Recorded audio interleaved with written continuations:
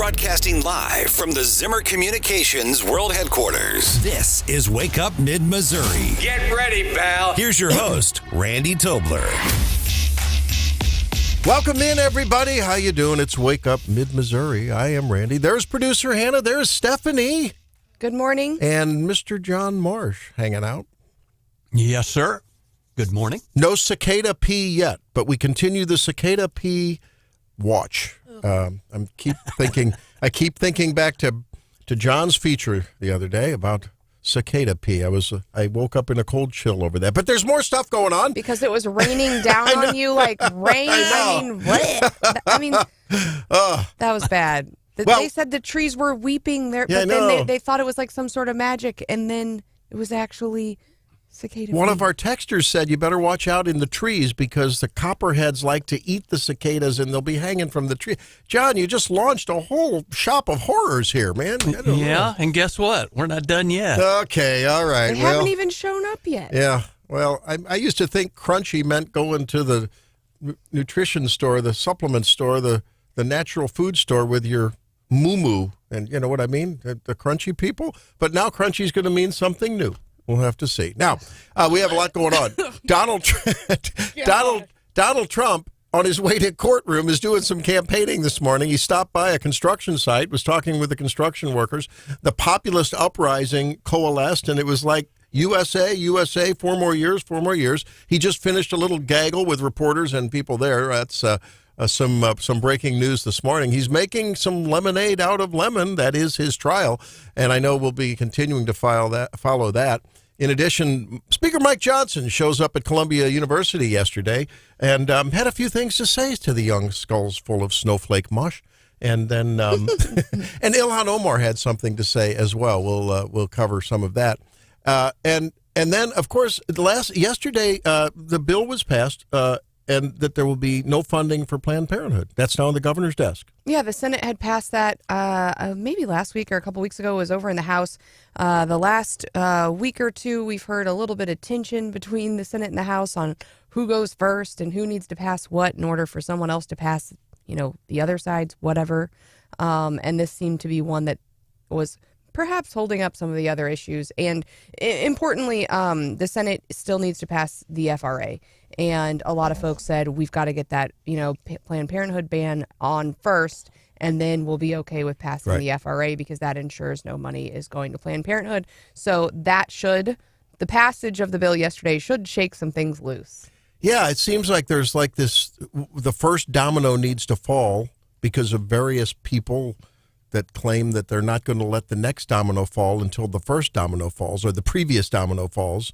And so hopefully the logjam will be busted, and now the FRA will pass, and then the budget can pass, and then they can all go home on May whatever, and then all be done. Yeah, the Senate's been working really hard this week on marking up in the Senate Appropriations Committee the budget, and the Senate can't meet while they're doing committee meetings. So it's been kind of quiet on the Senate floor, but we expect that budget to get fully through the committee this week, I believe, and onto the floor next week, and really get diving down into that, which frees up the House to do more of these substantive issues. And the breakingest of news is that Chuck Basye is going to join us at 7:35.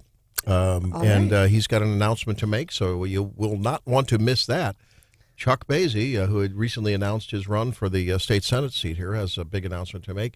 And Paula Scanlan, who we talked to a couple weeks ago and was a teammate of Leah Thomas, is going to comment on the Title IX rules and regs that came out last Friday. She's an ambassador from the Independent Women's Forum. She's at 8:08.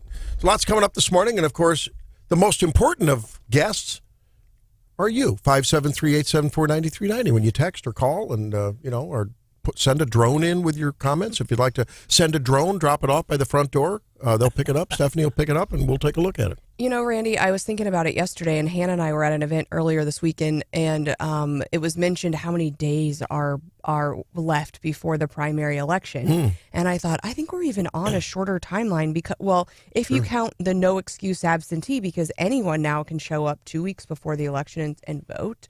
And you're right. So yesterday was 90 days. So voting is probably going to start or has started in many states, or pretty soon. Well, if they have an August primary, Well, most states have a much earlier primary in August, but I'm just saying with respect to our election, folks were saying it's 100 or so days away. But yesterday marks 90 days from that opening period of when people are going to be able to show up to their clerk's office and vote absentee with no excuse. And so we are except for president in Missouri. That's right. Yes.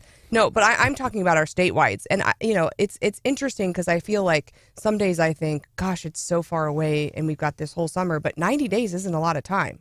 I know, and we're a little over 6 months from the general, right? I mean, because it's in early November, so we're just a little over 6 months at this point. That's not a lot of time. If you think about it, that's going to fly like in a wink, like in the beat of a cicada wing. Going to fly by.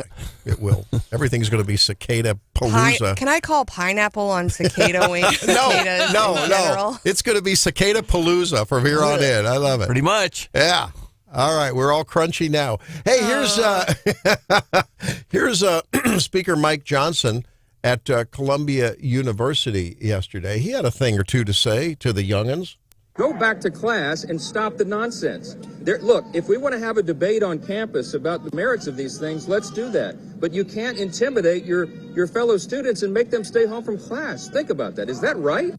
Now, of course, that's right. That's Go right. Mike Johnson. He goes to the belly of the beast, and he's got this demeanor about him. I mean, it's a very attorney-esque, lawyerly demeanor. He kind of took on like a dad thing, like, go back to class. But I mean, in all I respects, he never really gets worked up. He always keeps his cool. I like that about the guy.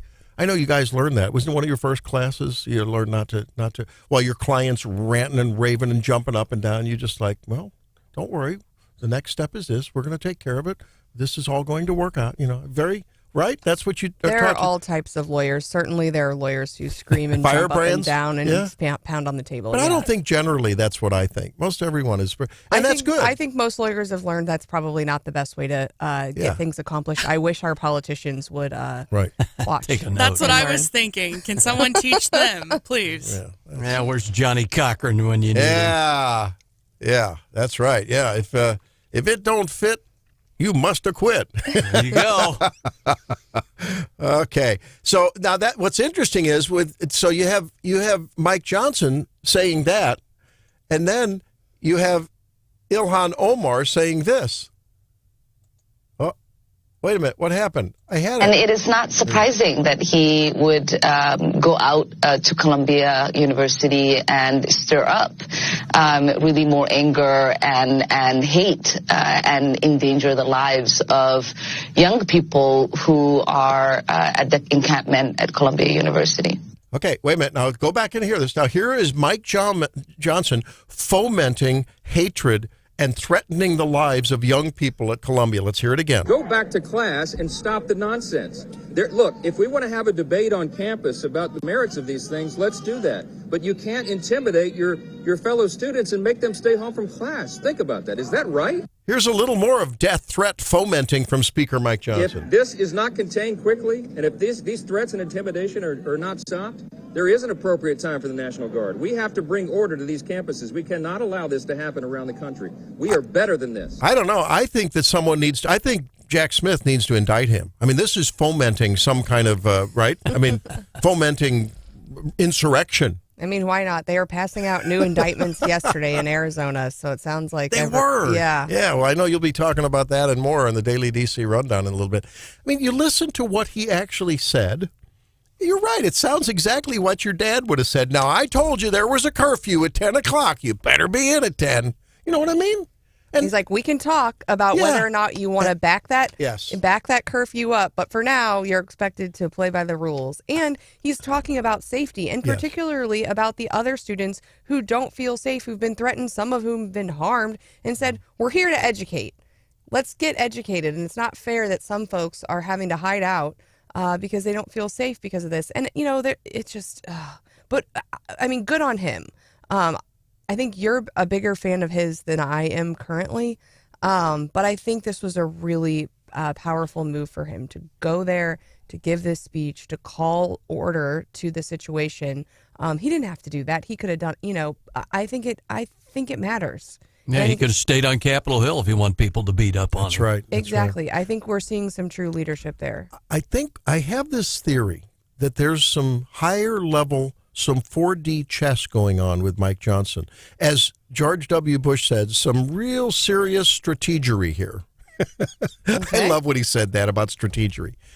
Have you noticed that despite all the saber rattling with MTG and Thomas Massey, and there was a third guy who said, oh, we got to... Have you noticed they haven't pulled that trigger? Because I think with a combination of his demeanor and pulling in Democrats to get something done, because there is a lot of support. There is Republican support, maybe not among MAGA, but there is Republican support for foreign aid. I mean, after all, China's doing it, the Russians are doing it, and if our adversaries are doing it, an argument could be made. You better throw your dice into the game. And I wonder if he's just embarrassing them and just saying, you know, go ahead, whatever, I dare you. I mean, you're looking pretty stupid. You're looking pretty petulant with all of your, and I didn't get my way. I mean, and I don't know, he's rising above the fray. I don't know that I would. No, you don't think so? Characterize it as that. I mean, they had such a hard time picking him. Remember, they're like, this person, no, this person, nope, this person, and then someone's like Mike Johnson. Everyone's like, who?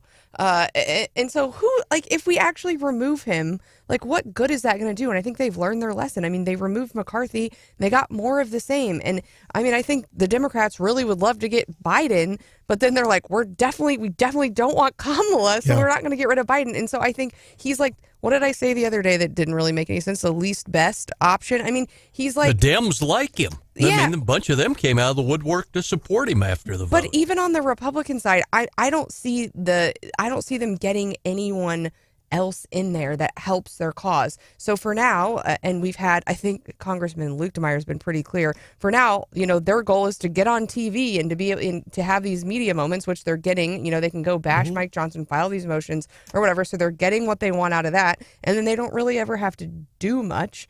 But I don't think their real goal is actually to get rid of him, and I don't think they're going to make that Heck, play. we heard Emmanuel Cleaver himself say that the majority of Democrats had backed Johnson if Marjorie Taylor Greene formally called for the ouster.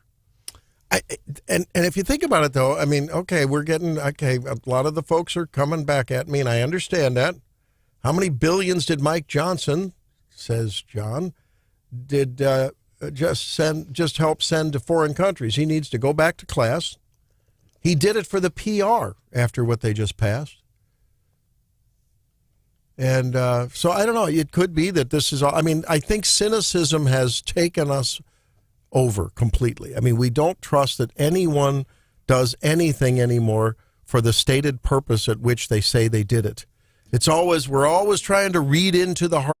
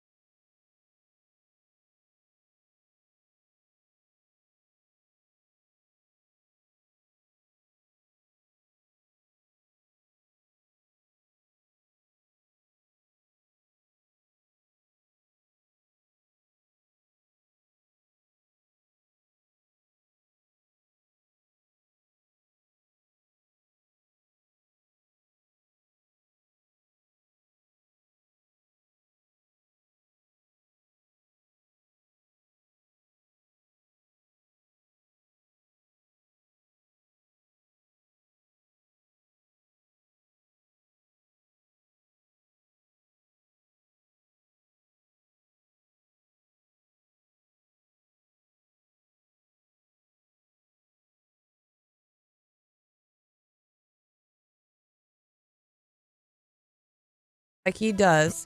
He's at an event. Imagine what we can do next. 4 more years. Teleprompter. Pause. Well, here she is without teleprompter, our audio prompter, our own Stephanie Bell. They were trying to help him out and shout 4 more years over. I mean, they were ready because they knew he was going to pause, but he didn't quite know he was going to pause, and he just said it out loud. He said it twice. Yeah. As they started to chant, he said pause again. It's not the first time that he's read the speaking comments on the teleprompter. No, I thought his handlers had learned not to do that and use like emojis or sign language or something else. Stay classy, San Diego. It's been really bad. So anyway, that is Biden's going to Biden and Trump is going to Trump. Yeah. And in this case, he's just going to truth, or what is that what they're called? Are they called truths? We are expecting a ruling this week on the gag order. He has been using Truth Social to talk about the trial. And of course, the folks there are arguing that he is violating the gag order. So we're still expecting that. He's back in, what's today? Today's Thursday. So I heard that he's back in trial today. I've had a long week, Hannah. Judgment and punishment for contempt and whatever gag, whatever might come down today. Yeah, I think they're expecting it today. And then Pecker's back in trial, right? He's been there all week. The Pecker's going to testify again I'm sorry. today. Listen, Well, I know it makes me immature, but his name's Pecker. Well, he was the publisher of the National Enquirer. But you bring up a good point. We're just reporting. In that we can't even talk about the next witness because the prosecution is saying that they're not going to release the witness list because Trump might intimidate people. So we don't even know who's up next. It kind of broke early that Pecker was going to be the first one, but we could talk about someone else, except because Trump's been tweeting, they're not releasing the name. So we really don't know. And it's too much fun. Who's expected to be up that next. too. That too. Importantly, though, the Supreme Court heard this Idaho case, abortion case, yesterday. Did get some pushback about Idaho's state law and how it interacts with this federal emergency law. We will expect a decision early summer on that. Also in the Supreme Court today is Trump's immunity claim. And that is a big deal. And on the eve of the criminal immunity claim coming to the court today, we got a indictment out of Arizona. That was like late yesterday. What was that about? The electors. Basically, this, so-called fake electors. Yeah. So basically, the same thing that they've already similarly charged in other states. But I think they indicted. They haven't released the names, I don't think yet, of everybody. I think Giuliani's on there. And some other names that will be familiar to you. I think 18 total. It's like, why did it take so long? Eastman, the attorney who was Eastman's disbarred. Yeah. And so it's a Democrat, of course, who is doing this. And, it's election season. So here we go again. This lawfare thing is getting scary. I mean, it really is getting scary. Former White House Chief of Staff Mark Meadows writing a bunch there with Rudy on that one, too. Yeah, I don't know. It's just...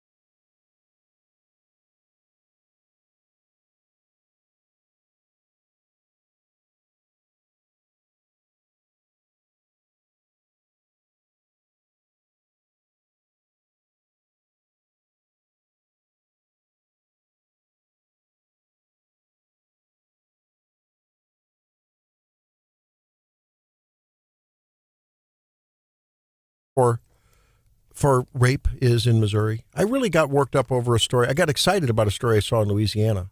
Do you know? Okay.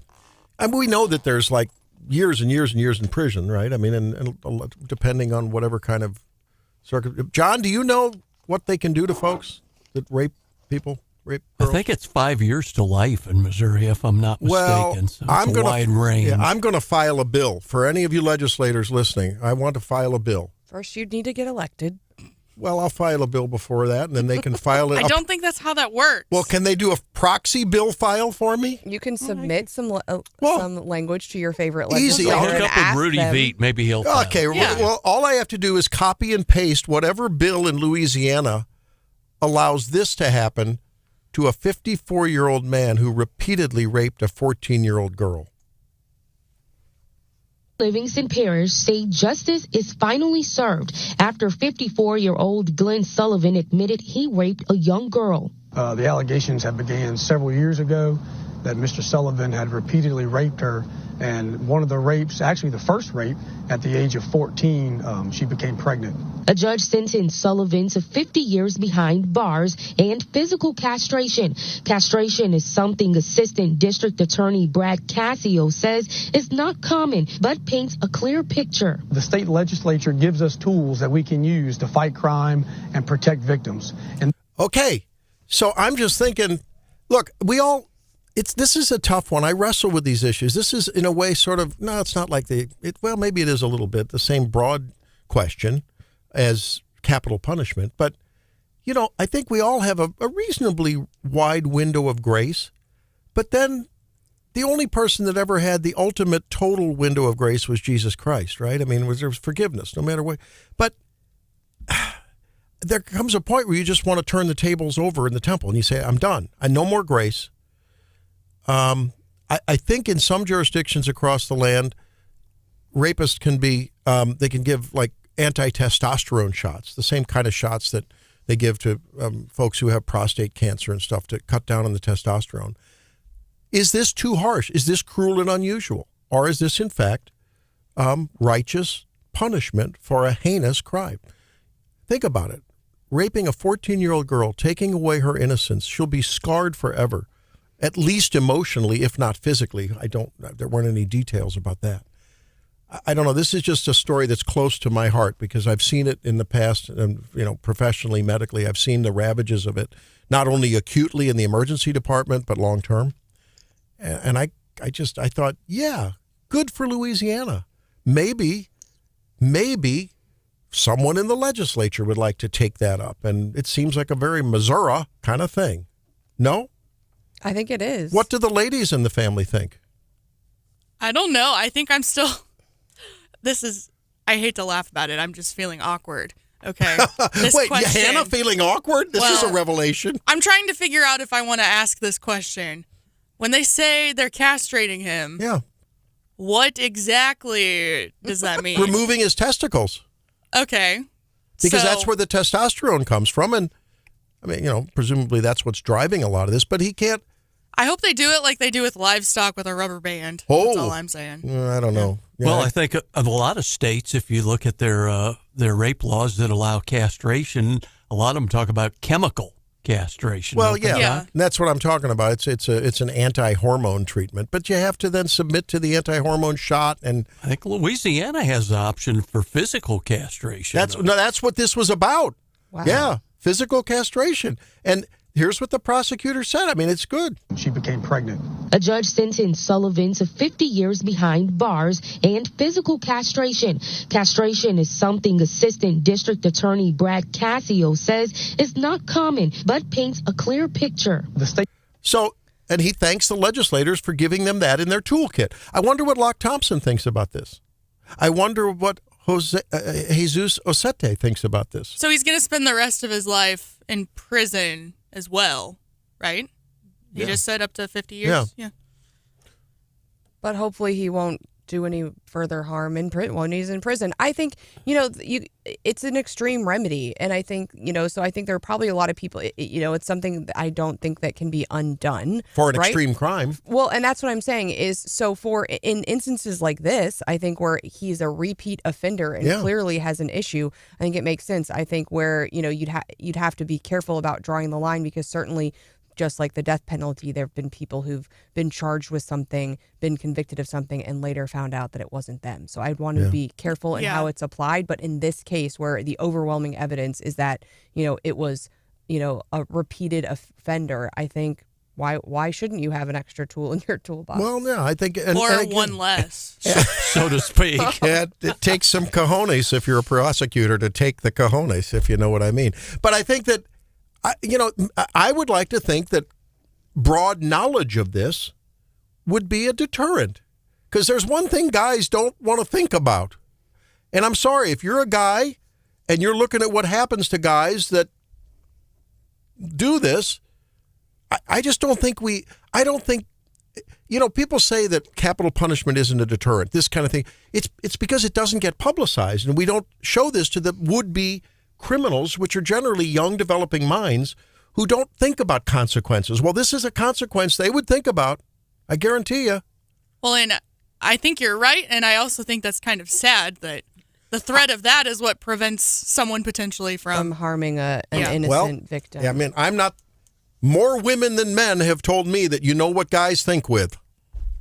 And I'm sorry, I just think that... No, yeah, I don't disagree. Yeah, okay, so, yeah. I mean, look, it's sort of a weird subject to talk about, but I think it's important at this time in America when it seems like everything is sliding away from law and order, away from civility, away from proper conduct. Maybe we just need a metaphorical slap in the face with publicity about these kind of cases to say, enough, stop it. We've had tired of it.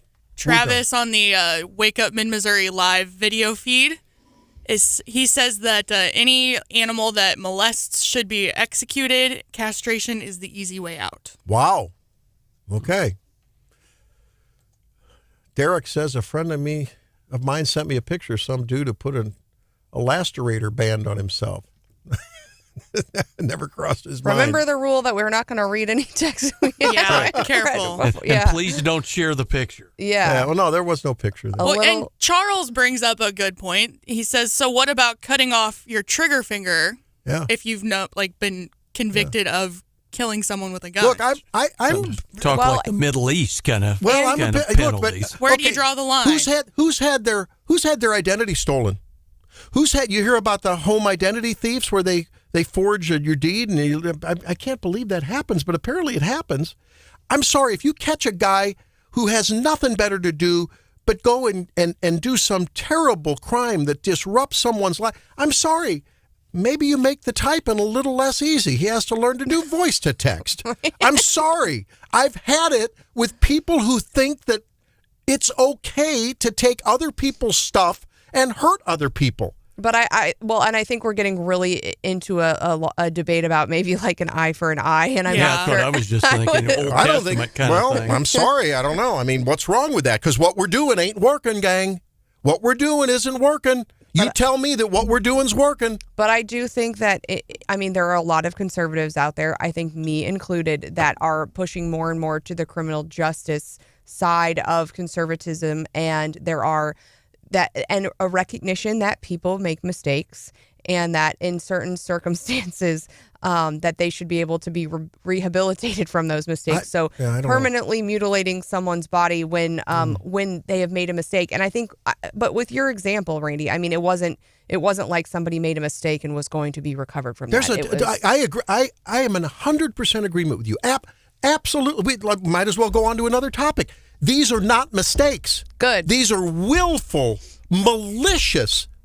These are not good faith errors. We all know what a good faith error is.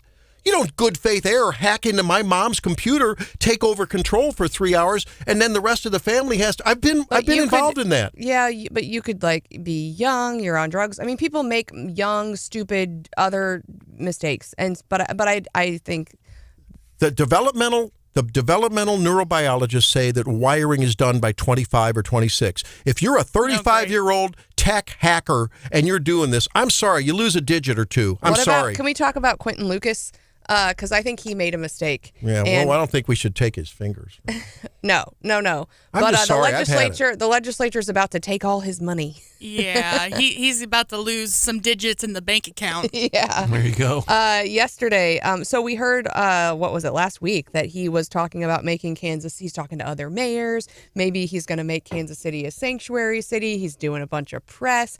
And we've heard... I don't know if there was any maybe involved. It seemed pretty definitive. Yeah. And our other elected leaders in our state were not pleased with that. And they, I think, put the hammer on him yesterday. Pretty quickly. Where the Appropriations Committee said, look, if you're going to be a sanctuary city, that's cool. But we're going to take back all your state funds. Retroactively, if you're a current city. How would that work? It wouldn't apply to him. I think it could. And I think, but I like, Randy, you're talking about deterrence. Yes. I like this in that, we've got every once in a while, Columbia gets a wild hair, or quite often. And if they've been watching what Quentin Lucas was doing and wanted to get any ideas, I think the action by the Appropriations Committee yesterday is a strong deterrent against these other blue cities who think they can get away with this Talk kind of about stuff. setting an example. Yeah. I have an additional one. If you're the mayor or you're on the city council, when they come into your fair city after you pass the sanctuary, guess what? The law now is, if it were my bill, the law is the first immigrants take up residence in your basement. How's that working out for you? I'm sorry. The people who are ruling our lives and who are ignoring the crime, ignoring the damage to our personal economies with the immigrant issue, they're protected. They live in gated communities. They're insulated from this. They're above it all. We've got to make them feel the consequences of the tyranny that they wrest on the rest of us. Well, and a question in my mind, because it's being just reported, if you made your city a sanctuary city, and of course, Columbia passed an ordinance that Columbia is now an LGBTQ plus sanctuary city. But when the appropriations bill is specifically talking about illegal immigrants and not any other sort of designated sanctuary city. So for now, it appears Columbia would not be affected by what was done yesterday in the Senate, but that potentially Kansas City would be. And remember, we talked about these Kansas City, remember those, what are the ID cards? They've got like city ID cards. Yeah. So people without driver's licenses or passports can access city services and open bank accounts. And that's been a couple of months ago, and I'm like, this seems like a play for a lot of interesting activity by people who don't have regular forms of ID. And I don't like the idea of those. I think they're called fountain cards. I don't like the idea of those. And I think what we heard from Quentin Lucas was actually, not the start of something, but something that had already been kind of rolling around for a while. And so I'm glad to see the legislature stand up yesterday. That's just version 2.0 of pandering to criminals. I'm telling you. I remember when we had Andrew Bailey on and he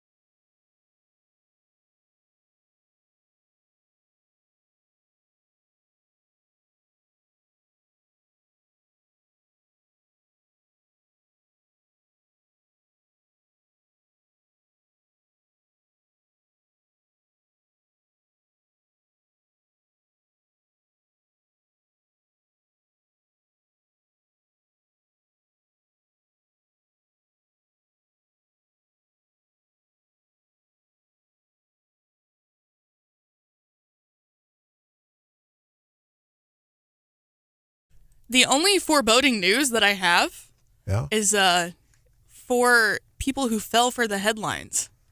Well, wait a minute. But the news reporting is always accurate, true, and believable. Right? Oh, boy. No, I've been fired up about this. If you don't know what we're talking about, you might have seen headlines this week saying that traces of the bird flu have been found in milk in the U.S. And people have been freaking out about it. And I blame the media in large part because that's a clickbait title. So, yes, they did find traces of the bird flu in some milk samples. The FDA did.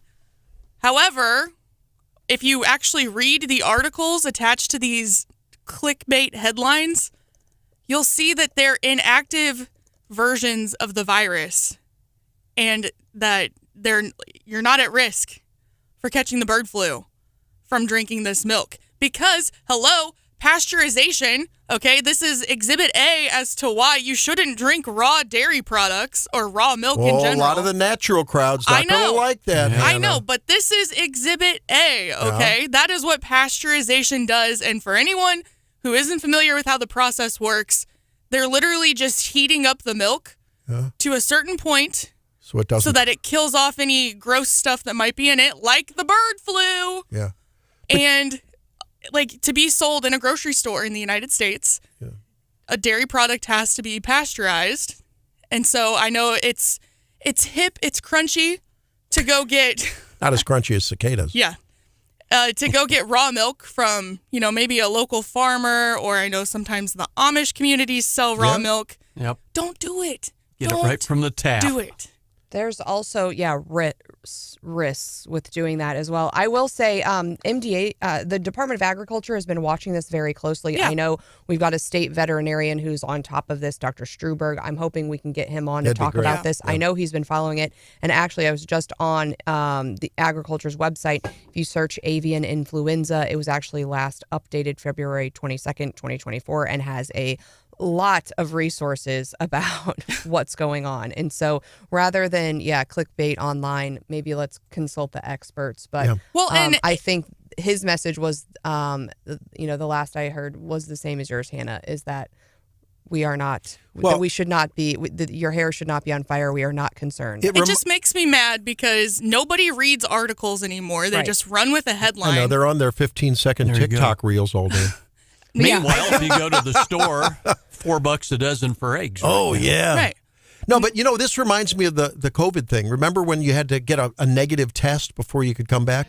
The tests were turned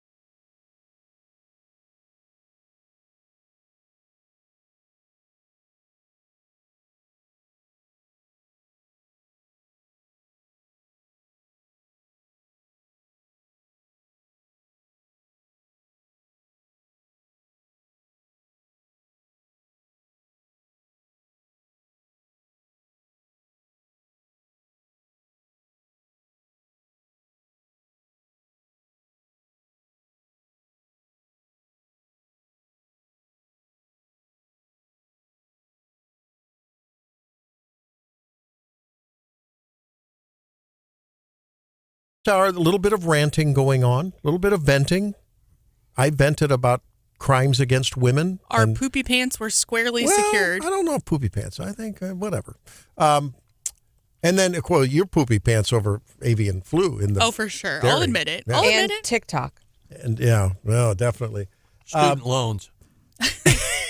Yeah. But I did want to. There's some stories, John, that you're reporting on this morning that I think our area residents will be interested in. You know, you reported on this Cole County, the sheriff down there, who got himself in trouble, and now I guess he's resigned, right? I mean, he's officially resigned. Yeah, this was, I think he was terminated, the way it reads. Fired Cole County deputies. Discrimination lawsuit against the county that he had has now been sent back to the circuit court from the appeals judge. The guy's name was David Barrett. His contention was he was fired in 2021 after coworkers learned he was biracial and filed a suit in that regard. And then we have the Callaway County Sheriff, Clay Chisholm, who submitted a formal letter of resignation, right? He lost his officer's license. Yeah, he permanently lost his officer's license. That's after that highly publicized DWI arrest he had while he was at a fast food place in Moberly, off duty. And the contention was that he was on the payroll the whole time while the whole thing was being investigated. So the county of Callaway had filed suit against him. So he finally signed an official letter of resignation, and the prosecutor pulled the plug on that case. Yeah, that's crazy. Now, there's another story you're reporting on. We were talking about it off air because this does affect folks whose kids go to public school, which is probably the majority of our family audience, right? And that is the lawmakers are, I guess, planning to send a pay raise to the governor for signage. But I thought that this education bill that we've been talking about, we talked about it with Susan Pendergrass, I thought, wasn't there something about increased teacher pay in the bill? I don't understand. So why does That's why they called it an omnibus education bill, because there was a lot of it in it. It was the deal. Well, the Columbia Democratic rep sent a letter to the governor asking him to veto the omnibus education bill, include charter schools for Columbia was their contention.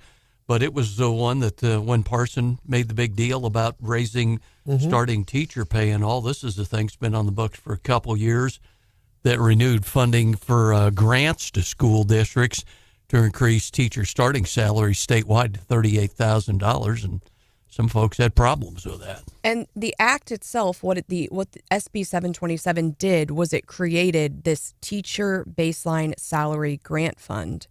And it said the General Assembly may appropriate money into the fund. And so what you're seeing now is step 2 of that, in that they are starting they are working through the appropriations process.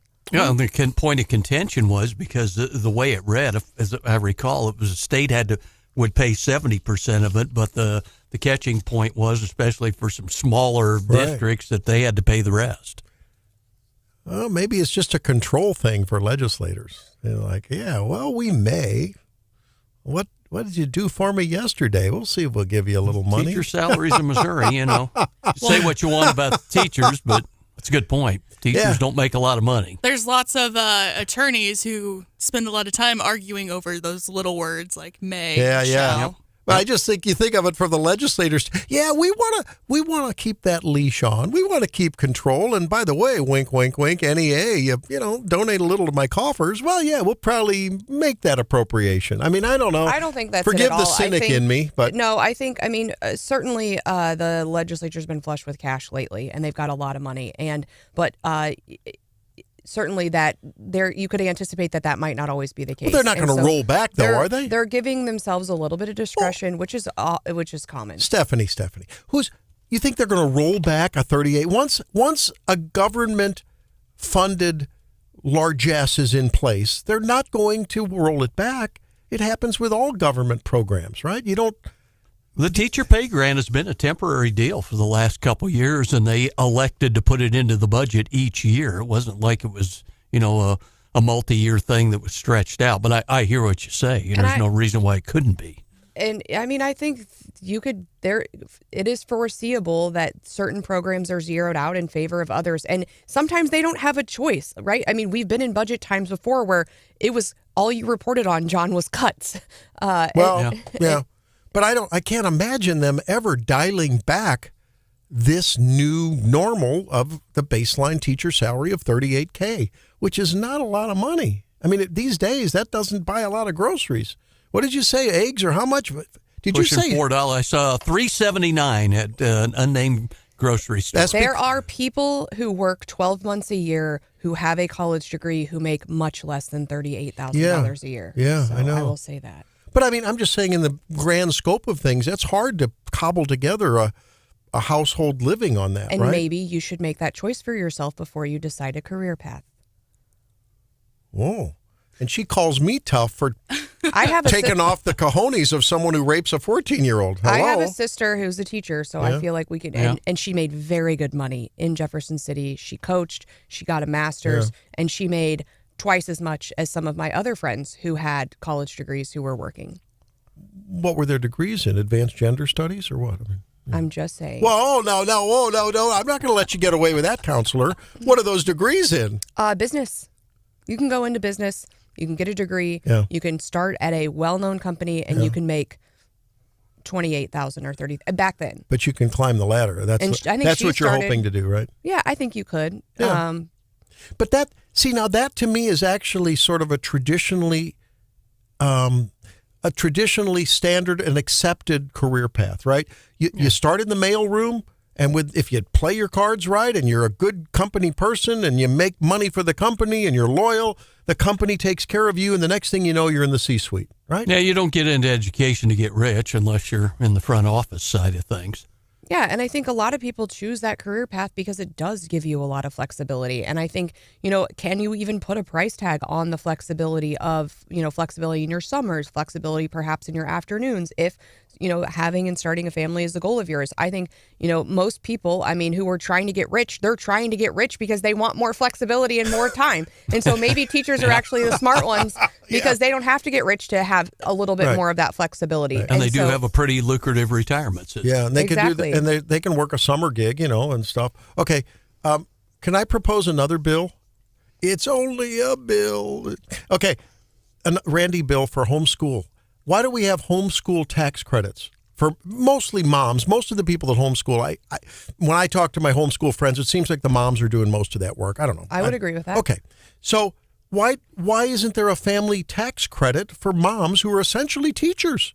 They're right? They're teaching a curriculum. Why do legislators? I don't know. You're saying there is or there isn't. Cherie, would you put that bill onto the emergency? Caleb, would you put that bill onto the emergency docket? Well, think about it. Teachers do a lot. Homeschool moms do a heck of a lot of work to educate those kids. And empirically, at least this is what I'm told by college 101 level professors who I talk to, they say these kids come in very, very, their rate of remedial needs is much lower than the public school kids. So why not, if the moms are doing a great job as teachers, why not do a little homeschooling? As long as we're into social engineering, let's do that. We're back to the debate over the ESA scholarships. That was what a lot of that was, talked about, private school tuition, homeschooling costs and all. I don't know. I think Jim says teaching is part-time job. Oh, I don't know. My dad was a teacher. I don't know about that. It was a very busy time and a lot of unpaid after-school time. He was a music teacher, of course, but he would have to he was the dance band. He did the dance band, the stage band, as well as run the department back in a big district in St. Louis. And the coaches got paid for their extracurricular, but not the band guys. It was fine, whatever. Dad got a little bit. It was a burr under his saddle occasionally. But he would go to the mall and they'd do a performance for, this or that holiday or some festival or whatever, take them on trips, and always have to have after hours, not only concerts, but getting ready for concerts. So they work. If you look at the hours that a teacher works during that time, they work a lot. But you're right. It's not a 12-month gig. But there you go. Talk about another bill I'd like to sponsor. That is the go to school all year bill with like a trimester with extended breaks in between. You want to be European? I love that, huh?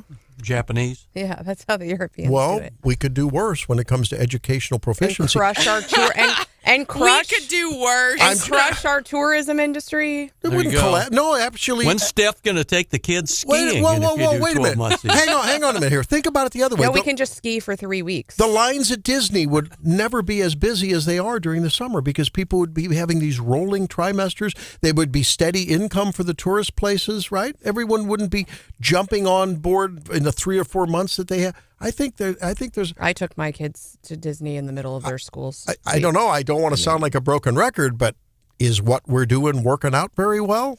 I don't think so. I don't think that's because of the summer break. I do think, and it's gotten a lot shorter. I feel like since we were kids. I mean, essentially, you're out later in May and you're back like earlier in August. And so you don't, you think of it as 3 months, but it's not, it doesn't really feel like 3 months. And then most kids now actually are going to summer school. And that started during COVID. And I know like in Southern Boone, it's a month. And so as they're young, all of my kids, I mean, when I was a kid, you only went to summer school if you had a problem of some sort. If you were falling behind. Couldn't pass your math test. John and I would know about that. Yeah. But these days, I mean. No, I'm kidding, John. I'm not.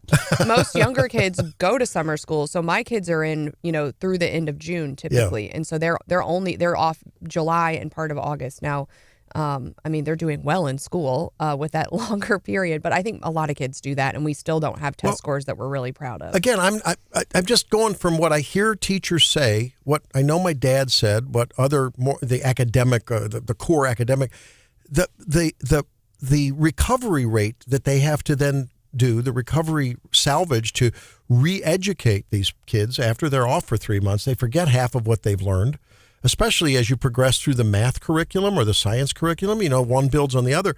So now you combine a 4-day school week, and they forget stuff over the weekend, the longer weekend, and a long summer. I don't think it bodes well for our achievement. It just doesn't bode well for our achievement at a time when we're being out-achieved by the countries who want to take us over.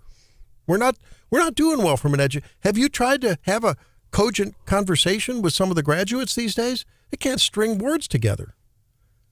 Are you going to ban snow days? Because I think we went to school like 3 days in January. Oh, there should not be snow days. And then There's also virtual. you could ban all those professional development days that the teachers take Yeah, all the I time agree to give because us. So 4-day work week. What do they learn about professional development, about DEI? I think we're going to, I hope. CRT. I hope and I think as Missouri becomes more forward thinking and adds choice to the situation, that is where we see the improvement. I don't think, I think the wonderful thing about charter schools is that they have so much flexibility, and the government is, and the people in that school system, the expert educators, get to decide how to run that school. And it's not the government saying you can only be open 4 days, or you have to be open 5 days, or you have to be open the whole year. And so I think any sort of government intervention that says this is the perfect schedule, it would be contrary to the progress that we know can be made through educational choice. You're right. I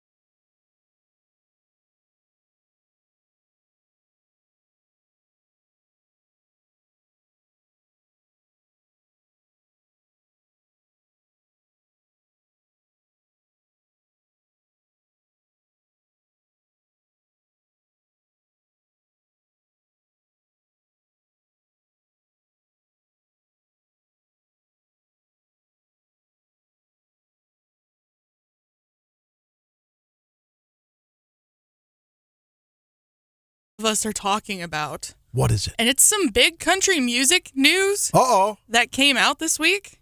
And it's about someone who's passed away already. Oh. Of course, it's Johnny Cash. Oh. And he has a new album coming out. Oh. Wow.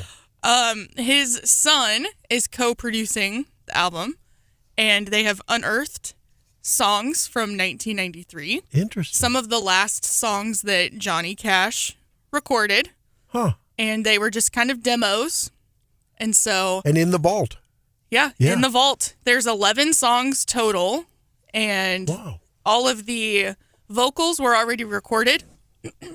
And so Johnny Cash's son and a couple other folks in the industry have sort of reimagined some of the instrumental tracks, and they're going to be releasing this album in June. That is neat.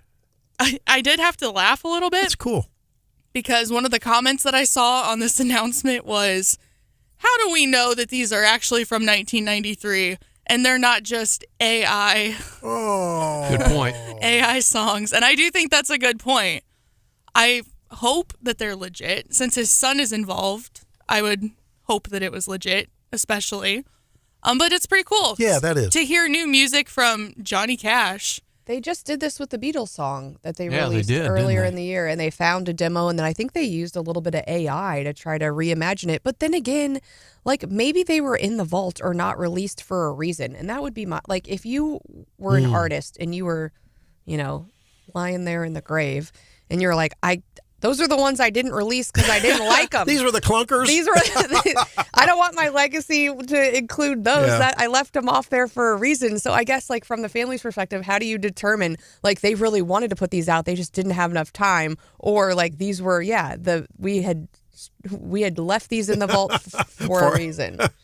Best thing Elvis ever did for Elvis Presley Enterprises was die. I mean, he got his folks down the road got real rich when they started releasing things. Yeah, it's grim, but you're not wrong. I think you're true. It's a concern, I think, for folks. I mean, maybe they put that in their will going forward. No one take any of my old stuff. You know, you one can of only my have the money if you don't release the stuff that I left in the vault. I mean, how many songs does Taylor Swift have in her vault? She's already released 100 of them. I'm sure she's got 100 more. By the way, in the last 30 seconds here of this segment, producer Hannah, who, of course, you only have a few more days to vote for Best of Como on-air personality,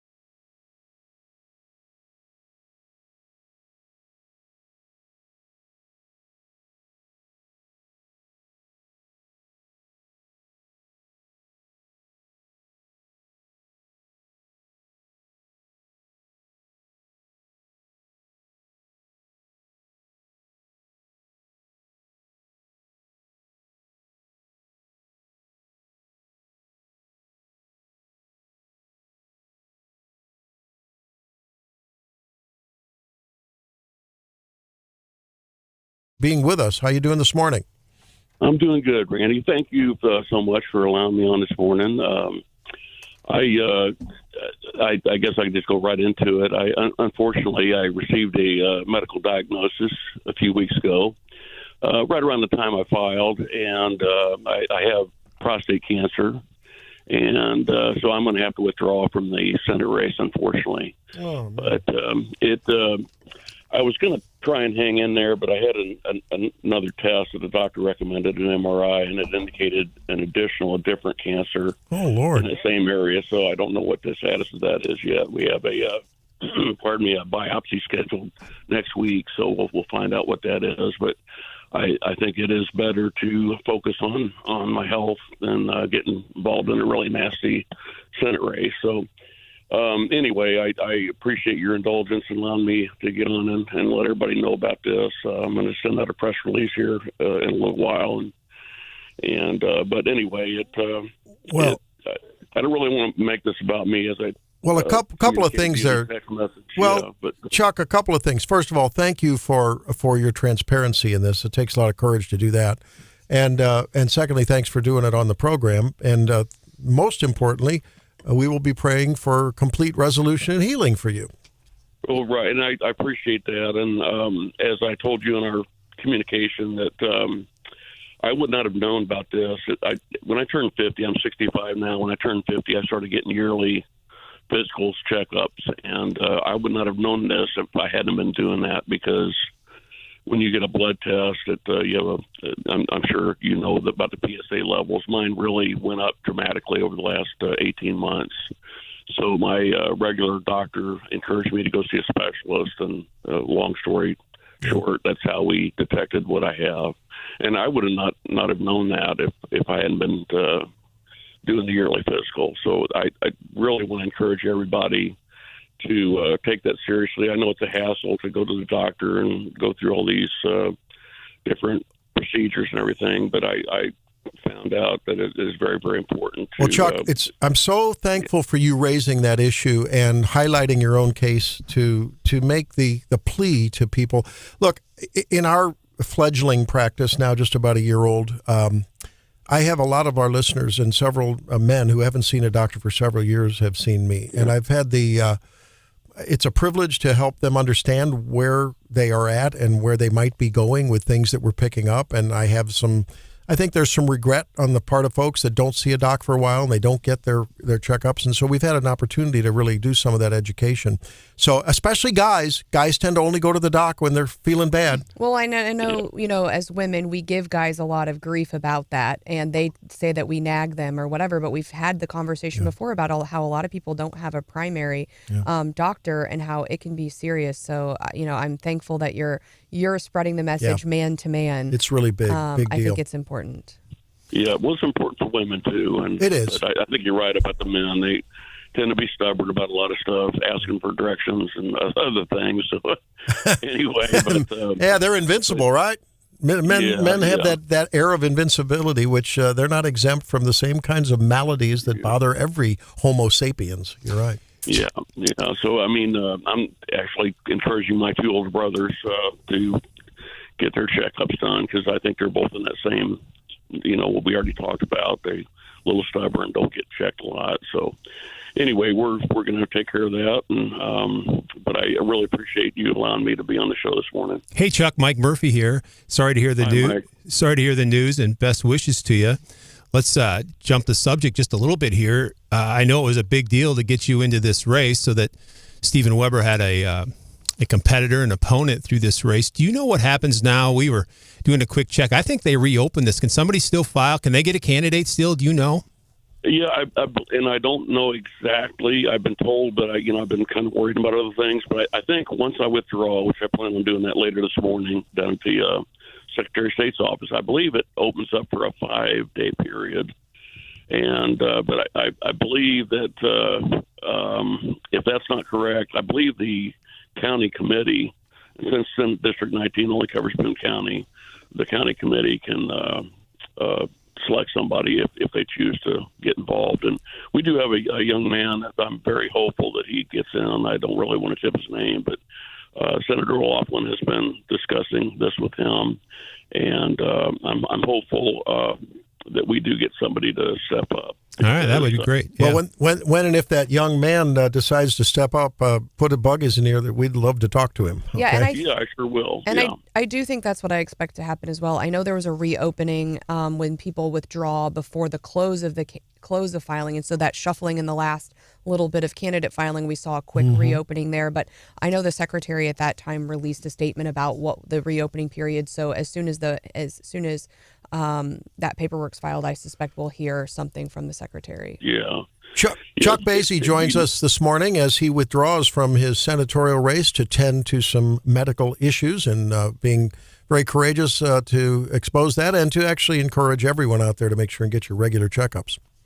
Chuck, you've had a war of words, no secret, on social media with the opponent, with Stephen Weber and all. Have you talked to him about any of this? And where are you at with that? Have you guys kind of buried the hatchet at all?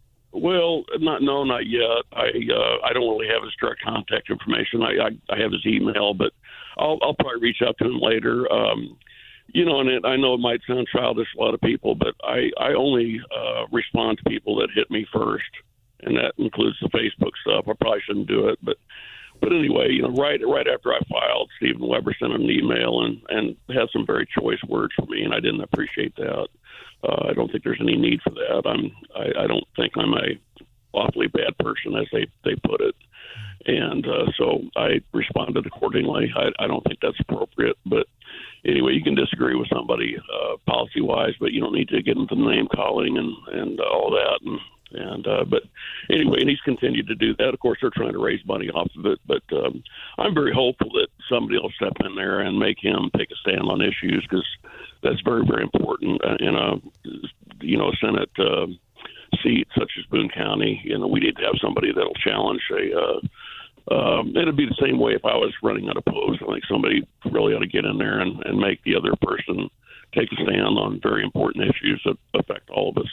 Yeah, it's a tough race. It's that district is a tough one to challenge Mr. Weber in, and so we'll have to see where it goes. Hey, well, Chuck, we just want to wish you the very best in your fight against your cancer diagnosis, and again, thanks for encouraging everyone out there to get those preventive screening exams, get your regular checkups. I know sometimes it can be a PIA, but if you're a guy, get your PSA. And, a lot of urologists say you should get that starting around 45 or 50 and have a baseline and then follow it from there. I'm glad you did that, so it was caught early, and presumably you're going to just do fine, and we'll pray for that. I think I will. I'm very confident, but we'll see what happens as we go forward. But the urologist that I'm seeing is very confident that this will be okay. And then I want to give a shout out to all the medical people. The Truman VA has been wonderful. I signed up for healthcare there since I was at Camp Lejeune during that water period. And I'm also seeing a private doctor, but the VA is taking it very seriously, and I really appreciate what they're doing over there. All right. Well, Godspeed, our friend. Thank you very, very much for being with us here on Wake Up Mid-Missouri. Okay, thank you. I really enjoy your show. Thanks. All right. There he is, Chuck Basye, with a big announcement this morning. Stunner. Changes the landscape, doesn't it? Well, it does. I don't know who the young guy is. I could make some guesses. We need to find out. I hope he steps in. It's really, once we get past, we got to take a moment. I feel bad about jumping into the politics about Chuck's health. You hate to see a state senator from Boone County, after we've had Caleb Rowden in that seat for 8 years, just go in uncontested. That's just kind of. I think the other big thing there is Stephen Weber has a ton of money, probably about $1 million right now, and if he doesn't have to spend any of that here to get himself elected, he can spend it elsewhere. He can send it over to those Kansas City races where there's some tight races. He can spread that money around and really help out his Democrats get elected. I think we need to. It would sure be a good thing for Republicans to have a decent challenger, make him do some work here at home, to have the tough questions asked at a minimum. You can say what you want about Chuck and some of his online comments. I think we'd all agree that probably in a moment, as he, I think, indicated, maybe thought a little better of it at a second thought. But there's no more Missouri and USA patriot than Chuck Basye. No one more patriotic than Chuck Basye. I agree. He's misunderstood, I think, a little bit, and it's the nature of the beast when you get into the middle of the things that he's been in the middle of, and I know what he's talking about. The way Chuck sees it is, and he said it just now, is he responds, and he responds harshly. He says he doesn't open any of these things up, and it's probably true. But people see his responses; they don't see the other part. They get it out of context, and he can look pretty bad to people who don't really know what's going on. And then certainly his political opponents take advantage of that. Yeah. Well, we wish him the best. And again, he in the text that we communicated with yesterday, he wanted to make this ironically a PSA, a public service announcement. Well, that's a good one. And the test that you get, guys out there, if you're 50-ish, talk to your doctor about getting a PSA, a prostate-specific antigen, maybe even a little bit younger, especially if you have it in your family, because boy, if it's caught early, it certainly can be dealt with. And the public authorities, the people that really count beans as much as they do the medical efficiency and necessity of screening exams, the United States Preventive Task Force Services, they tend to dismiss this PSA. Don't worry about it. Talk with your doctor. It's optional. Every urologist I know and most of the primary care docs I know say, guys, get your PSA. All right. Hey, that'll wrap it up for this segment. And again, we thank Chuck.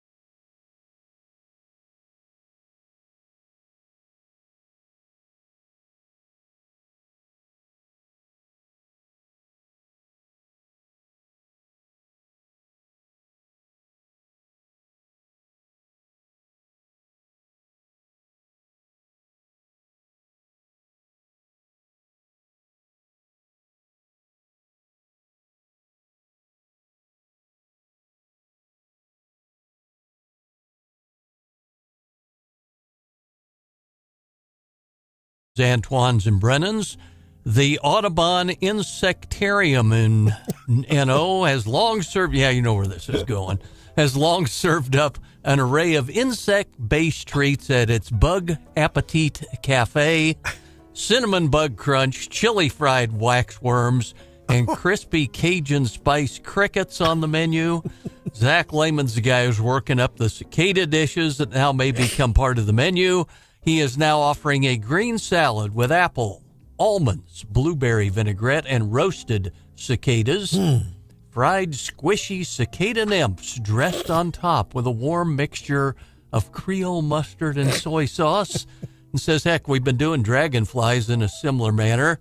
Now he's working on legal clearance to get the wild-caught cicadas while he works on lining up sources. So now they plan to offer the Australian bird spider pizza, complete with red sauce, imported Italian Asiago cheese, and at least 2 of the giant dinner plate-sized spiders per pizza. Left whole for effect. And Lehman says with spiders involved, the cafe now has a special website. Now you know the rest of that story. This for those folks, and an increasing number of people are engaging with the carnivore diet, as it's called. Not forever. No one can do that forever. But some people like to do it to try to drop some weight quick. I'm thinking that would probably qualify, don't you think, John? Sure. Protein's protein, Yeah. I guess, right? And my wife, Helene, always loves when every dish, it's like, why are there toasted almonds in this whatever? Well, I like crunch. She likes crunch in her dishes. Well, What about cicada pea? I don't know. When you you wouldn't eat even this, need to dress it. There'd be enough pea on the salad. Right. It kind of makes its own dressing, right? vinegar and oil and cicada pea. It's a new vinaigrette. Yeah. Boy, oh boy. Wow. Brings a whole new meaning to you-know-what and vinegar. Tell you what. Good for A you. little wang in it there, huh? Whoa. The I only want to go home. the only insect we've ever eaten, there was a place in St. Louis called Fio's, La Fourchette. This guy was on the U.S. parachuting team. He died rock climbing in Colorado. He and his wife had a beautiful little French place in St. Louis. At any rate, they every fall time in the autumn he would have a wild game menu, but it would have things like, you'd have a rattlesnake thing here, or you'd have some elk there, or whatever. Everything tastes like elk or chicken, whatever. But one time he had, I think it was almost like a pate, or sort of it was more like a pasty thing, maybe on some crackers or something. And it was Oaxacan grasshopper. Oaxan. Is that how that's spelled? But isn't Oaxaca like a city. province in Mexico or a city? Oaxacan grass. And you know what? We ate it and it tasted good. I didn't dry heave like Hannah does when she thinks about The cicada real pea. bars, the real bars down in Tijuana from back in the day used to have the chicalones. I can't remember. I think that's what they were called. They were basically fried up grasshoppers, and they were so spicy you couldn't eat them. Marissa just texted us 874-9390. She says, I've eaten cicadas fried up with spices and olive oil. They tasted nutty. Ooh, Marissa. Wow. We may have to.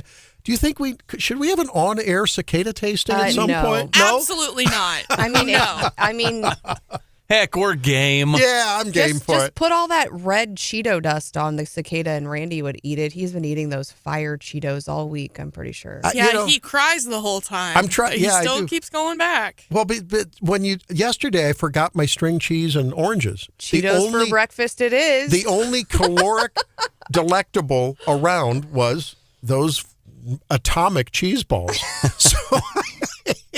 So That's I had, when you decide to start an intermittent fast, Randy. but I needed some caloric energy to get through the rest of the show. You have to have a little energy to do it. As soon as they start humming in the trees, we'll get you some. I'm like I consider myself a pretty adventurous eater, and I will try most things.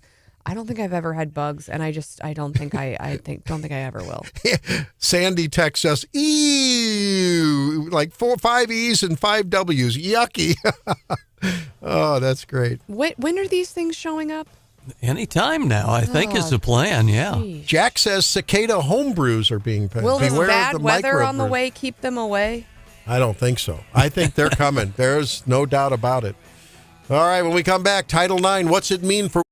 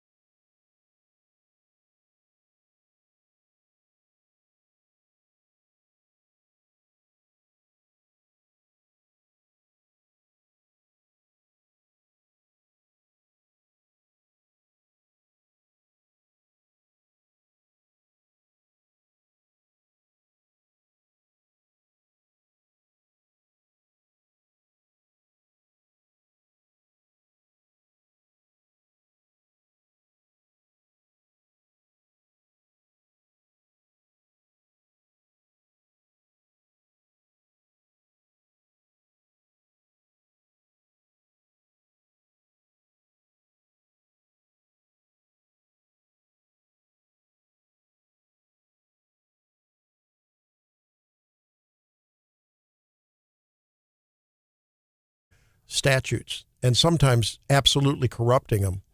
Last Friday, the Department of Education came down with final rules on the Title IX and redefining what sex is. To help us unpack that is Paula Scanlan, Independent Women's Forum ambassador and a former teammate of so-called Leah Thomas. I say that in total intent. Paula, thanks for joining us this morning. Thank you so much for having me on today. Well, I think we maybe saw it coming down the track at us like a freight train coming the wrong way, but they really hit it hard, didn't they? Absolutely turning Title IX rights that had been so hard fought decades ago upside down. Yeah, again, not surprising whatsoever on them, but incredibly disappointing for sure. I think the biggest thing is if you are a woman, this affects you greatly. It's going to change the course of education, change the course of female opportunities to go to college, to play sports teams, to have their own dorms and have bathroom spaces where they don't have to worry about males coming in and watching them undress. And again, it's just wild to me because most Americans don't agree with this, but yet the Biden administration is choosing to pander to the small, very loud group that wants to disrupt society like this. And it's again, disappointing that they caved to it. Now, you've testified in front of Congress, if I'm not mistaken, as have other people with IWF and others. Do you get the sense, during those deliberations, those hearings, that there's any appetite for the Congress really, reviewing these rules, turning things around, trying to somehow reformulate legislation, or is it falling on deaf ears when you testify? Yeah, I mean, it unfortunately falls to party lines. Like, obviously, the Republicans are very receptive to my message, and the Democrats are not receptive at all. And part of it that is so unfortunate, I know that there are, when we go to the state level and we go to state legislation, there are some Democrats that do end up voting for this, and that's great. But the federal level, we don't see that at all. These representatives, they have to vote for every single thing that the Democratic Party wants, and if not, when they go up for re-election, they're going to be ousted out of there, and somebody who's quite literally a socialist is going to replace them. So it's just a really unfortunate thing because, again, I don't know what these individual Democrats on the federal level believe, but they have to vote this way or they're going to lose their position. Well, and this affects more than just women on campus. Some of these changes to Title IX could affect men as well. I mean, it affects all students' due process rights. Can you talk a little bit about the change that we expect there? Yeah, one of the biggest things that came out in the ruling is about preferred pronouns. So if you accidentally call somebody the wrong pronoun, you can be charged with sexual harassment. So obviously men can be charged with that. That entire process is going to be really challenging for people. I know the Title IX office is also supposed to help look into sexual assault and things like that. And again, also, how is having men undressing in front of women in their locker rooms not sexual assault or harassment at the very least? I don't know how we came to that. But yeah, again, if you accidentally misgender somebody, you could be charged by your school with sexual harassment. That goes for professors, that goes for other students. And it's just complete nonsense because, again, there's some people who change their pronouns every single day. How are you supposed to keep up? And now if you can't keep up for some reason, you can be cited for harassment, and oftentimes that can get you expelled from your school altogether. We're talking with Paula Scanlan, who did share a locker room with Leah Thomas at the University of Pennsylvania. And it's a hard thing to imagine. That visual is one that I think all of us are horrified by. She joins us here on Wake Up Mid-Missouri. Talk to us about Title IX. And I think for a lot of people who remember when Title IX was instituted, it was all about sexual assault and harassment and all that. How has that angle of it all changed? I honestly don't even know how we even got there. But yeah, Title IX was passed almost 52 years ago now. And it is the office on campuses they tell women to go to. They say, if you're assaulted, go to the Title IX office. They will help you. That is what they push during orientation week throughout all the time. It shows up in emails. And when my teammates and I were forced to undress next to a 6'4" tall male, fully intact with male genitalia, undressing in front of us, they said, "Oh, nope, sorry, that's not our problem, and there's nothing we can do about it." So it really showed me, again, what these campuses don't actually care about protecting the rights of women. They don't actually care about preventing further assaults. It's pandering to these minority groups that are so radical that for some reason believe men and women are the same. And it's honestly a huge disgrace because back in the day, Title IX was able to do wonderful things for women. It was able to give them protected sports teams. It was able to give them athletic scholarships and opportunities to go to college when many of them would not have gone to college otherwise. It's also given it was very challenging, right, for women to sometimes live in dorms and away from their families. And so having the protections of saying if they're assaulted, there's resources for them. And we're watching all of that wipe away right in front of our eyes. And for a lot of these women who first started doing this, they are now grandparents, and they fought so hard for this, and now they're watching their granddaughters have to do it all over again. And I know that's so disappointing. Again, I'm not in that age group, but I hear from a lot of those older women too, and they don't even know how to react. They're so disappointed. How deflating that must be for a young lady, whether it's at the high school level or beyond, a college, to work so hard. And we know the training that's involved, right? I mean, we see our students trying to keep up with their academics, and then the preschool workouts and the after school time, and then the time in the gym, and not to mention usually reporting to school early to get ready for the fall if you're in a fall sport, How deflating must that be to show up to a competition and here's a guy that you're expected to compete against? I mean, it must just be morally just absolutely devastating. It is just so hard to wrap your mind around because it's one of those things where you know the outcome of the competition before it happens, right? The entire point of competitions, and especially in a sport like swimming when, winners are determined by milliseconds. You go up and you say, okay, well, that girl from the other team, I know she's fast, but maybe she'll have a bad day and I'll have a great one. And it really took away that aspect of competition of not feeling like the outcome was fixed, of feeling like everyone could come and if they had the best day of their life, they could possibly win. And when you see a male on the opposing team or racing against you, if it's like a sport like swimming or an individual sport, the outcome is already fixed. And that's just so heavy on you because you're saying, well, it doesn't matter how fast I go. It doesn't matter if I'm having the greatest day of my life. I'm never going to win. And now we're seeing this happen across the high school level, the middle school level, the college level. Girls are being forced to deal with this and have to compete in circumstances where they feel like they already know the outcome and they know it's not going to be good. And they know that they're never going to be able to outpace a 6'4" tall, fully grown 22-year-old man, which again was the case in the Leah Thomas instance. Wow. Hey, if you don't mind, if we can switch gears a little bit, because I follow you and all of the wonderful experts there on Independent Women's Forum. Back in December, when the whole flap about college DEI and the college presidents from Harvard to your alma mater's president, Liz McGill, resigning due to their very tepid, sometimes not non-response to anti-Semitism on campus, that flared back then. You wrote a very passionate story then talking about the moral bankruptcy at the University of Pennsylvania. And, of course, that certainly applies to the conversation about, guys competing in women's sports this morning. What are your thoughts about what you see going on across college campuses with the anti-Israeli from the river to the sea? Actually, they've turned into pro-Hamas protests that we see just sweeping the college campuses across the nation. Yeah, I was saying this to somebody, and I got a lot of people disagree with this, but I think a lot of it is there's a certain level of selfishness and narcissism that's going on here.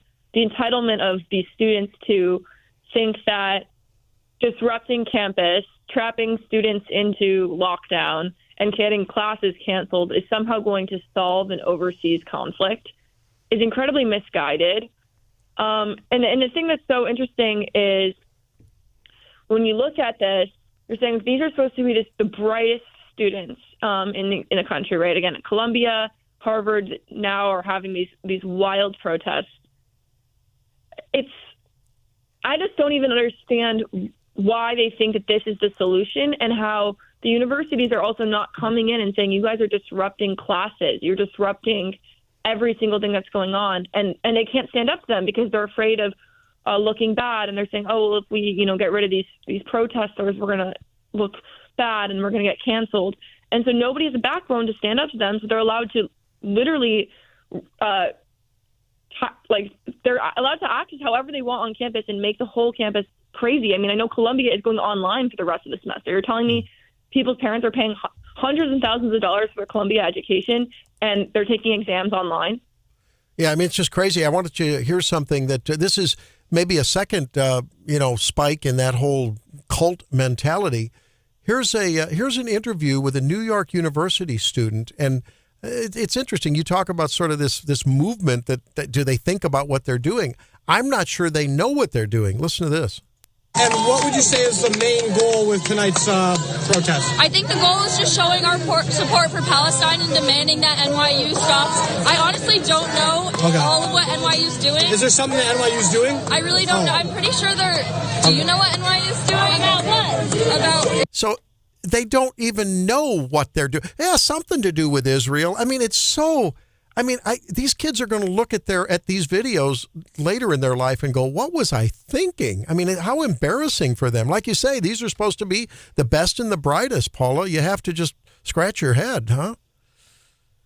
Yeah, and again, that's what's happened every single time there's protesters. I remember very vividly, there was this one time we went to go sign a women's sports bill, the governor of Texas, Governor Abbott, and there were people outside protesting us, and my uncle was outside waiting to pick me up, and he took pictures of these protesters, and he started asking them questions.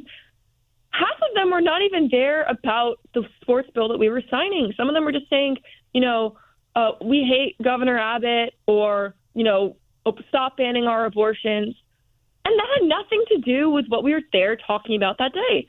And that really showed me, they put this out and they say, guys, we're going to mobilize at this location at this time, and nobody actually knows what it's about. And I was asking, so I inquired and on this, and I was, talking to a lot of people, and I was saying, okay, well, why is it that they think that these universities are somehow related? And someone said, oh, the universities invest money into companies that might be run by Jewish people. And to them, that is equivalent to, quote unquote, funding genocide. It's complete madness. And again, that is such a stretch to say that somehow the conflict in the Middle East, by having your university invest in a Jewish business owner, is somehow doing that. I don't even know how you jump to that conclusion. But again, it's like this all the time. They just jump from things. They take it to the most extreme, and nobody even knows what it's about anymore. Well, Paula, thank you for having been in the fray. I mean, personally involved with the genesis of this whole madness that is DEI. Thank you for fighting the good fight. If folks want to stay in touch with you, they can do that on Twitter. Well, now it's X, at Paula Y. Scanlan, and join one of your 52,500 followers. Thanks very much for being with us, Paula. Appreciate it. Thank you so much. Have a great day. You too. Wow. Can you imagine that, to have your daughter? I mean, I can't imagine it, Stephanie, if your daughter's in a locker room and here comes a guy walking in there. I hope that's not where she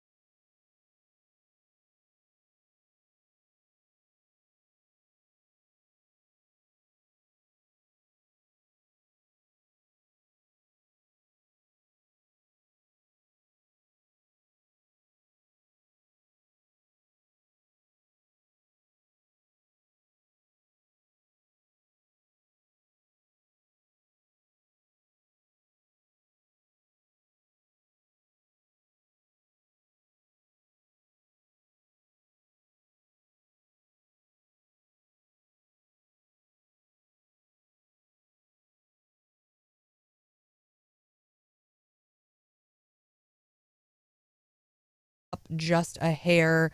The NASDAQ closed up 0.1%, with the Dow mirroring that, closing down 0.11%. Consumer staples were leading the gainers, industrials leading the losers. And as we were getting a lot of earnings reports out this week, so we knew there was going to be some volatility. Woo! I don't know what happened this morning. Oh, I get it. I'm like, wow. Red significantly this morning. Yeah. All of the, let's see, Dow is down 1.23, S&P 1.38%, NASDAQ 1.84, almost 2%. That's a lot. Yeah. We just got the growth numbers out this morning, and that is what is sending the market into the red. U.S. economic growth, the headline reads, slows to 1.6% in the first quarter. You're excited about that? I'm excited about that, and I can't wait to see what Aaron Hedlund has to say about that next Tuesday. You're excited about how that might affect the polls as we near the election. Well, I'm excited because haven't we both been saying, wait a minute, this economy, they say how great it is, but you talk to every person on the street, that's not what we're feeling. Yeah, and it's really weird. And I do want to talk to Aaron Hedlund because I try not to look too much at my portfolios because you typically don't want to know.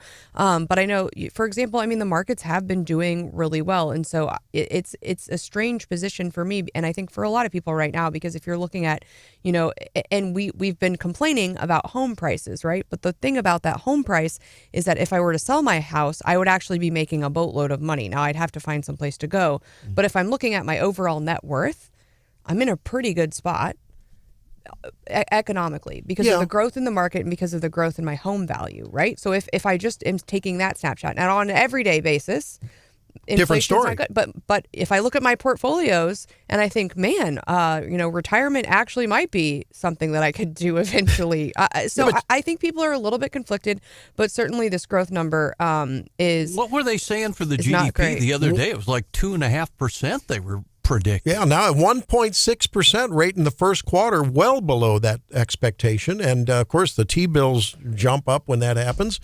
I think the other shoe is yet to drop on this economy.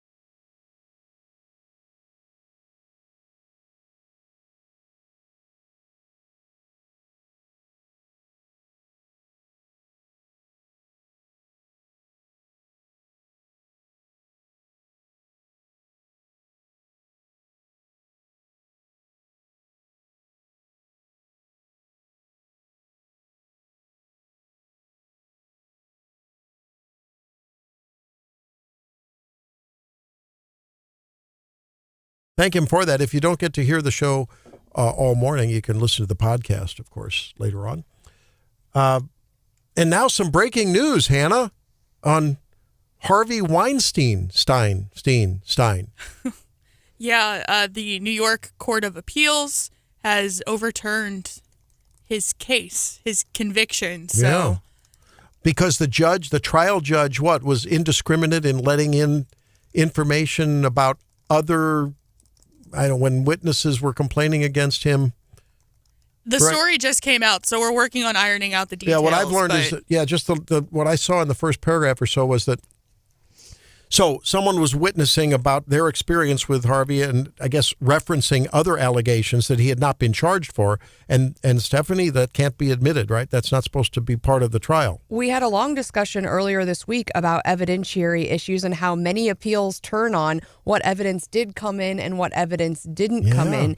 And so actually his lawyer is Arthur Idalia, and you might see him on Fox. Yes. He's a radio guy too. That's where that name comes from. I met him. Yeah, he's a bald guy. Yeah. I met him at a radio conference, actually. Bald guys rock. But go ahead. Yeah, really, really impressive. He was the lawyer, and he basically said, you made these evidentiary rulings, and that messed up the case. First of all, you allowed these 3 women to come in and testify about allegations that weren't part of the case, and then also, the judge had also made an additional ruling about if Weinstein was to testify, what information could come in about his testimony. And ultimately, they made a determination based on the judge's determination that he shouldn't testify because of what the judge said about the scope of his full testimony. And so he said that he was prejudiced in both of those determinations, and that it should be overturned. And I guess the judge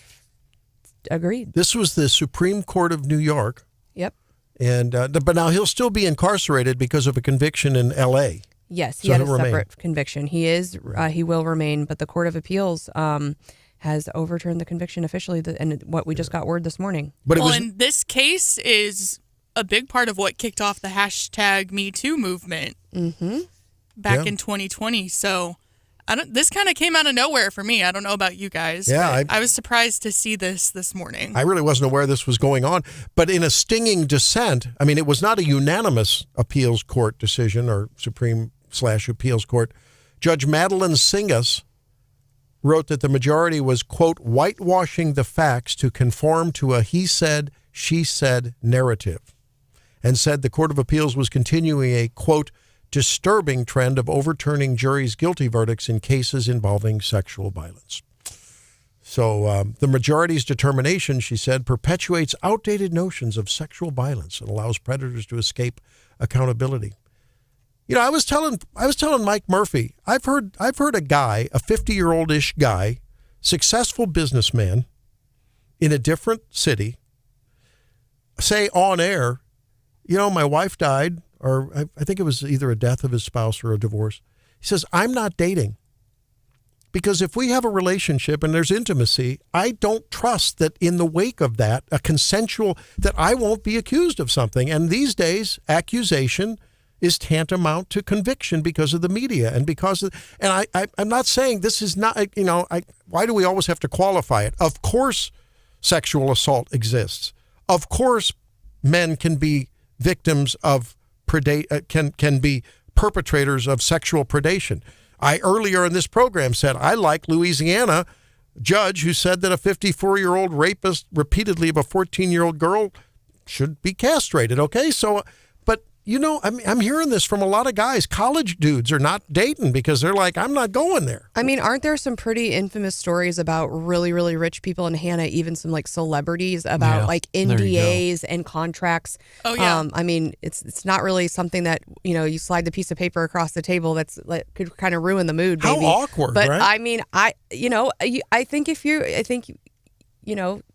you have that level of money and you would be a target, I think it's sad, but you have to make those considerations. In this case, didn't we all agree Harvey Weinstein's a bad dude? That's kind of what I was thinking. Even if you're a bad dude, though, it still means that you should have to, it doesn't mean that you shouldn't get your day in court and that the allegation should have to be proved. But I think kind of like with OJ, where everyone was like, I don't really care what the court says. We've all already agreed you're a bad dude. And I think that's where people Bill are. Cosby. Yeah. Yeah. I don't know. You just have to ask yourself, though, on so many ways of looking at this, no matter your perspective, if you're a woman who has been maybe the authority of a professor or someone who has, or a potential employer who's abused their authority and demanded some kind of sexual favor or whatever, you have to say, where's the scruples of those people? Shame on them. They should be cast out of society. I mean, I agree. But where are the scruples of women who make, like the Duke rape case? You make false accusations. What is wrong with people's mind? What has happened to our moral guide rails in this country? We just don't see guardrails. We just don't seem to. I don't know. There seems to be so many examples of people that whatever I want to do, if it serves me right at the moment, I'll do it. I mean, I think about women. At the time that the whole hashtag Me Too thing came out, there were women who were like stars in the 30s and 40s, in the movies that said, look, they never became super big stars because they decided not to do the couch audition. And I'm thinking, who was the gal that was on Fox and Friends and the violinist? And she was a Gretchen Carlson. She made a lot of hay off of that whole deal. Well, Gretchen, you didn't have to go there. But you went there, and then after the fact, oh, he was a bad guy. He forced me to do this to get my job. Well, I don't know. You're the women in the program. Tell me that. Why do women do that? And then in the aftermath, they say I had to do it. Oh, Stephanie's not going to answer. I mean, you make choices, right? If you have a problem, if a general in the Army doesn't like or a defense a civilian, cabinet member doesn't agree with they resign. So I don't know that I would say that in this circumstance. I think people make choices, for a whole host of different reasons. And if you're a young woman who perhaps is supporting, maybe you're a single mom, maybe you have children that you need to support, and this is how you put food on your table, and you're being told you either lose your job or you do X, that maybe you would do something that you wouldn't otherwise choose to do. Because you feel like you don't have any other choices. And I think in a lot of these circumstances, that's where women were put. And we can say that they had a choice, but in the end, I mean, they picked their kids first. And I think most women would say that's, I did what I had to do to protect those that I love. Well, and it's not look at Trump that's and not the a Carroll choice. case. That's why I ask your perspective, because I don't have that perspective. That's why I asked the perspective. Yeah, I don't think it's fair to kind of armchair quarterback how someone should or would react in a hard situation like Stephanie's describing. Because you don't know until you're in that situation. And I think so many women in that situation are oftentimes, it comes as a shock and a surprise. And we know that people react differently in those situations. And so, whether you have the wherewithal to react in the moment in a way that you wouldn't, yourself armchair quarterback that situation, I think, that's a tough one. So if you're a guy trying to support a family and they ask you to skim from the cash register, or, you have an opportunity to skim from the cash register, I guess that's okay then, because you have to support a family. I mean, at what point do we continue to justify improper behavior when you make a decision that is either improper or illegal because of a circumstance? I mean, there are plenty of opportunities to go and get assistance from community members, family members, welfare. We have a lot of that. I think the cash register situation is different because it would be like someone above you saying, if you don't skim from the cash register, the woman's being coerced by someone else. What if you're being asked to sign off on something that is wrong, but if you don't sign off on it, the boss is going to fire you? Take it out of the sexual realm. Do we justify that? I don't know. I just think that we ought to honor proper decision making and not have to armchair quarterback. That's all. Well, if men wouldn't prey on women or women wouldn't prey on men, then we wouldn't be in this situation, right? Yeah. I mean, let's adopt the Louisiana rules, right? I like that one. You know what? I think that maybe men wouldn't do that if they knew there were some serious consequences for that kind of behavior. Well, the Biden administration is actually trying to prevent airlines from preying on us all. And how's that going to happen? I saw this yesterday, Stephanie, and I immediately sent it to you. I figured you'd be so excited. You did think that I would be excited, but I think you got duped like the media. Like the media is trying to dupe us about avian flu. And so, everyone's like, Biden is saving you from the horrible airlines. Well, I didn't say it quite like you that. didn't say that, but you knew I would be interested in this story, and I am, because what the Biden administration is saying is that there's this new rule out. They've got these new rules that say not only do airlines have to tell you about their fees and charges, which I'm sorry, if you're about to get on a plane and you don't know whether you need to pay for your bag or not, like that's on you. They tell you a lot, I feel like. So they got to disclose fees up front. But I think the real one that people are quote unquote excited about is, well, you're going to have to get some cash back if they cancel your flight or essentially significantly delay it. And that's always been frustrating. I mean, it's rare that they do anything. Maybe you get like a crummy hotel voucher. And even so, they're not giving cash back typically. They're giving you some sort of refund. You've got to fill out all this paperwork. You can only use it on their airline. And there's a time limit, all of these things. And so the rules are supposed to give consumers money back. Have you tried to buy a flight lately, though? I haven't, but we're going to have to. Oh, well, is it bad? It's terrible. Oh. I mean, the price are just something like I haven't seen. I mean, just to get around the U.S., they are horribly expensive right now. And so while this sounds really good and Biden says, oh, you're going to save all this money, because you're going to get a refund when something goes wrong. No, what I think the airlines are saying, oh, great, we have to give a refund when something goes wrong. So what we're going to do is we're going to increase the price for all the other flights so we can because, who's going to bear this cost? It's us. So I think actually it's going to make air travel much more expensive for everybody. And so, yeah, occasionally could you get a refund? Sure. But for those 5 other flights you take a year, guess what? You're going to be eating the cost. I'll take government intrusion into business, raising all the price for the rest of us for $200, Art. I mean, that's what this is, right? This is every time the government gets its nose into private business, this is what happens. And you're going to pay for it. Yeah, I mean, the money is going to come from somewhere. It's not going to, the airlines aren't going to eat this cost. They're going to pass it right along to us. Biden's tax proposal, he wants to raise corporate taxes. Well, those big evil companies are going to pay for it. No, you're going to pay for it. Of course, that's going to trickle down. They're not going to just eat that into their profits. They're going to pass along that cost. Joe, what is it that you don't understand from the Economic Council here on Wake Up in Missouri? I just don't understand, John, why he doesn't listen to these savvy top economic advisors. He's not tuned in. Yeah, well, he should. All righty. Hey, listen, when we come back, let's talk about some leftovers. We do have some of those, I know, on our plates. And we'll talk about it when we come back on Wake Up in Missouri. Wrap up.